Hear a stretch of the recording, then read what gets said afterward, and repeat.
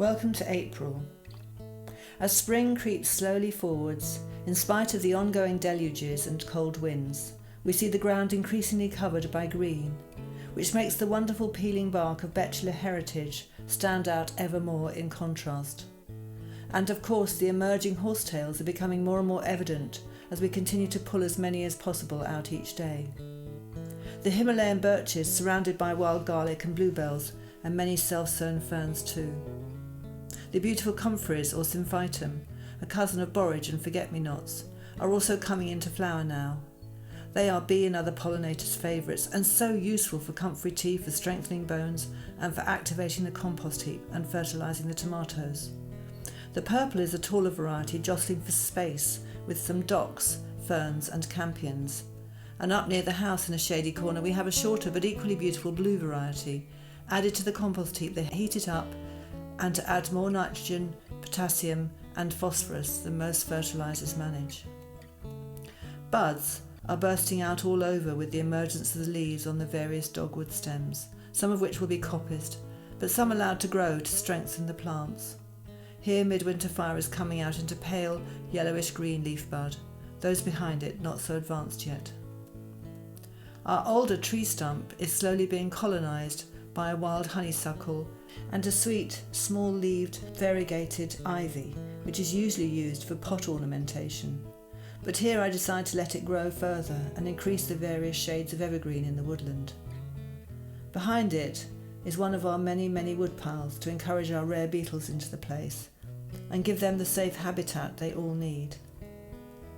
But overall the woodland is colouring up beautifully with all the bluebells and ferns and wild garlic surrounding the stunning white Himalayan birches. And in other places, one of our local thugs, a weeping rush grass, Carex pendula, is putting on a good argument for why she would allow it to stay by sending up its seed heads, which droop down with such elegance, but which will also spread and overwhelm almost anything that gets in its way. Hence we shall allow this one to flower, but not to set seed and spread itself further. Lamiums make excellent ground cover and are very bumblebee friendly. We have Lamium maculatum, with the much taller flower spikes in rich rusty red colours, and the smaller native version, Lamium archangel, with variegated leaves and many spikes of yellow flowers. Great for bumblebees. And here they are surrounding a splendid, elegant lady fern, Erythrium felix femina, showing her best against the darker green of the hydrangea behind them both. Other ferns are really showing off now. The hart's tongue fern looked like a ring of meerkats all standing up on their hind legs and looking out to see if it is safe for them to emerge. The ostrich or shuttlecock ferns, Matusia, are making very elegant stands amongst the other plants and are possibly rather too happy here, sending up many runners everywhere. I can see I shall have many for sale soon enough. Amongst them there are various forms of Dryopteris and other natives. The lovely Japanese painted ferns, Erythium nipponicum, do well here, needing constant moisture and shady conditions, even tolerating some sunnier moments in high summer. This is Silver Ghost, the one with the darker leaves, Red Beauty, possibly, I forget. We have plenty of Dryopteris here, including Walliciana, Erythrosa and Aphinis, all very suited to damp woodlands, but capable of coping with more dryness than other fern varieties. A smaller Polystechum setiferum plumodensum is showing its new leaves now, as we have pruned back all of last year's older fronds. And by the ditch or troll bridge, many self-sown ferns are emerging here, mostly native Athrithiums or elegant lady ferns again. But their abundance of self-propagation is a wonderful insight into the suitability of this habitat for the ferns. What more can a gardener want than another of her favourite plants taking her garden to become their own space? It's wonderful. The magnificent royal ferns, Osmunda regalis, so statuesque, are really standing taller now. This is their 4th or 5th year in situ, and they clearly like it. They can live directly into water, so again the dampness of this garden makes it even more suitable for their many forms. This is purpurea, but elsewhere I have 2 other forms, a rusty coloured one called cinnamon, and a fully green one, all scattered around what was once the wettest part of the garden before we cut the bamboo back and cleared it out. We have so many stunning crosiers emerging, each one a delight in its own right.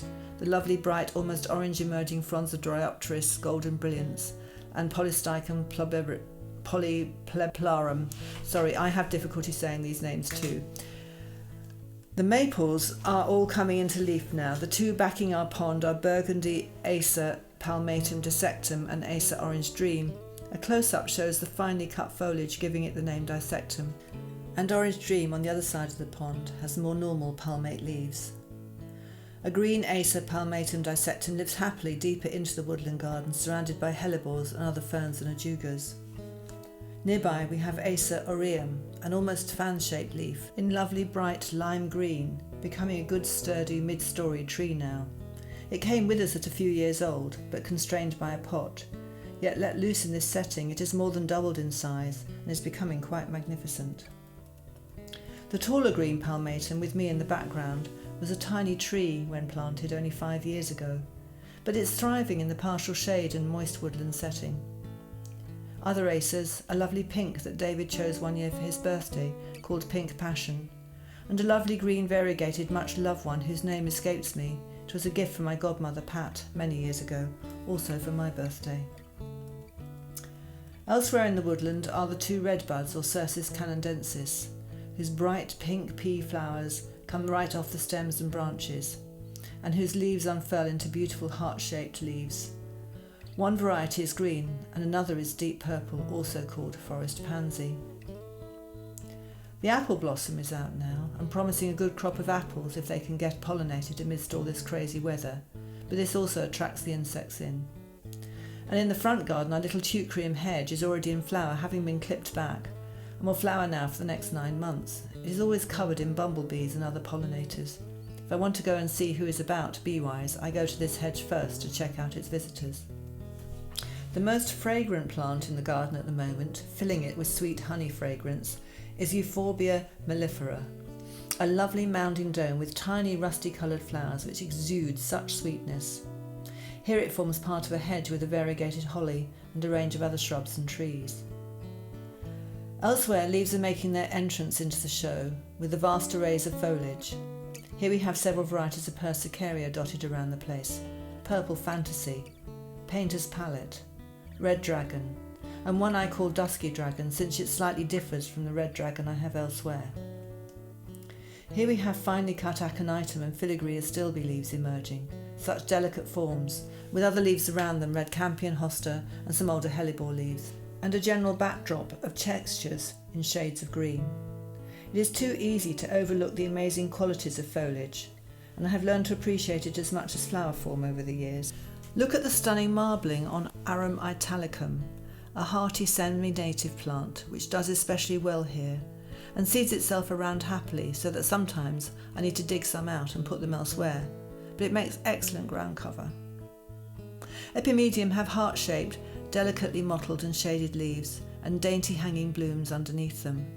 Some people cut the foliage back to show off the flowers, but the leaves protect the flowers from the heaviest rainfall, so I leave it in place.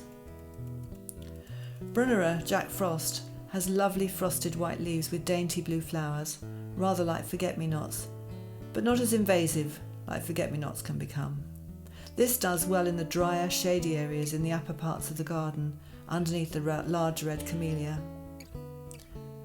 One lovely little foliage plant is Asarum europaeum, an Eastern European native woodlander, which tastes of ginger, and whose leaves can be used in such as cooking, although I do grow ordinary ginger tubers in a pot to harvest each year. The leaves look like little cups or goblets to me as they unfurl. Another favourite of ours are the hostas, which are pushing their points through just now and starting to unfurl their amazing spade-shaped leaves with so many varieties of colour, Canadian blue and others. So lovely, and not so badly damaged by slugs down here because of the richness of the biodiversity also predating the hosta-munching molluscs. Elsewhere in the garden they fare less well, and I'm transplanting them all down to the woodland for them to do their thing in full glory. They look splendid when in single stands or when pushing through groups of other plants like pulmonarias, the leaves contrasting against each other. One of the colourful glories of this month are the primulas, here being Himalayan varieties like Miller's Crimson and Apple Blossom, but all various shades of pink. There is so much more going on, it is impossible to share it all, and that will increase as the year progresses. These are just some of my favourite highlights. But we must share our wildlife with you. The male pheasant, often seen in the evenings with his partner strutting his stuff, until he sustained an injury and are now limps around. The one time only visiting hoopoe, a rare exotic visitor, which turned David into a twitcher or something like that, and the red-legged partridge sitting atop our rose and clematis arches. Finally, our little visitor, the red squirrels, helping me in the garden, though I'm not sure with what. I did look for what it was planting, but found nothing there. Perhaps he was just searching instead. It clearly likes my large pots with the smaller boutilon trees in each, just released from the overwintering spot in the greenhouse. We thought you might be able to see it well enough to enjoy its antics as much as we did. It was filmed from the balcony, and David sneaked in some shots of me actually working out in the garden to prove I do some work out there.